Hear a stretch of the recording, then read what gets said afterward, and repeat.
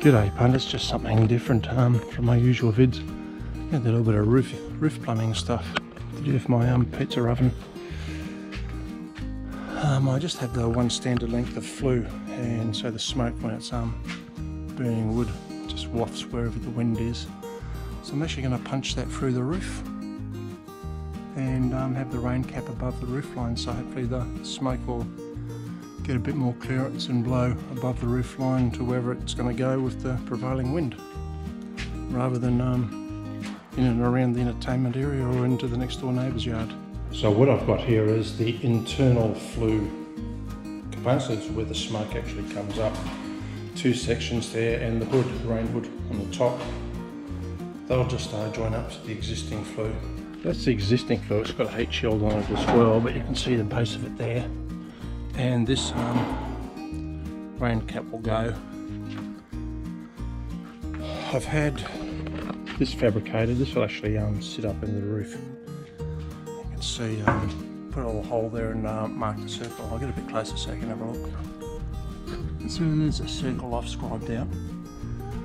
What I did is I dropped a plumb bob so it sat in the centre of the outlet, and align it with there. I drew my circle. That circle's just slightly larger than the circumference of that, because that'll sit inside the roof panel. It's an insulated panel. It's got polystyrene in between, or sandwiched in between, corrugated iron roof and a sheet metal underside.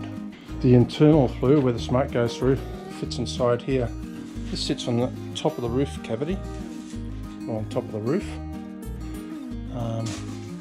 That's the lower end, and you see I've marked it because the roof has actually got a slight pitch on it.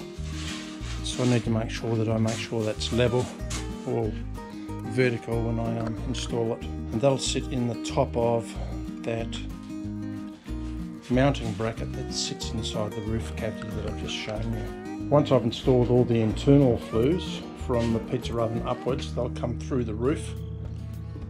And then I'll probably have to cut this back down to size, because this will be longer than the internal flues. The internal flues will probably finish around here somewhere, so I'll have to cut this down. But I'm at the stage where I'm going to get my jigsaw and try and cut that hole out. Make sure the blade isn't longer than 100 mils, because otherwise I'll bang through, try to bang on the other side of the panel. I don't want that to happen. I'm going to that centre hole up there first. I'm going to punch a drill straight through to the rooftop, right through the roof. I'm going to pre-drill some holes in this flashing that goes into the roof cavity, into that little bracket, that bracket and that bracket, and also in the flue surround that goes in there. See, I've marked some lines on there. My carport roof, you might be able to just see it in the distance there, has a slight angle on it. It's only a small angle, and I've set this little square up at that the roof pitch, which would be, it's higher to the left than it is to the right there. This is going to be on the low side of the roof, so I need to make sure that once that fitting that goes into the roof cavities in the roof, it'll also be at an angle, or the angle of the roof. So I need to correct the flue geometry, and I'll need to tip it when I've marked this up on that angle.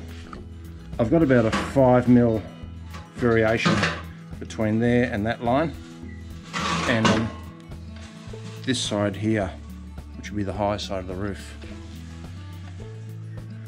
So hopefully I'll get this all done, pre-drilled. I've marked out and drilled the holes. You can see I've got 3 rivets in here now. They're stainless rivets. So I'm going to set them off now. Hopefully I've got a good angle on that flashing and the flue. Oh, well, I haven't got too much further from yesterday. You see I've got the ladder line up there, but it's I'm not running cats and dogs, but it's raining a bit. You know, I need to get up there with power tools, and I don't want to do that at the moment. We've had about 10 mils of rain.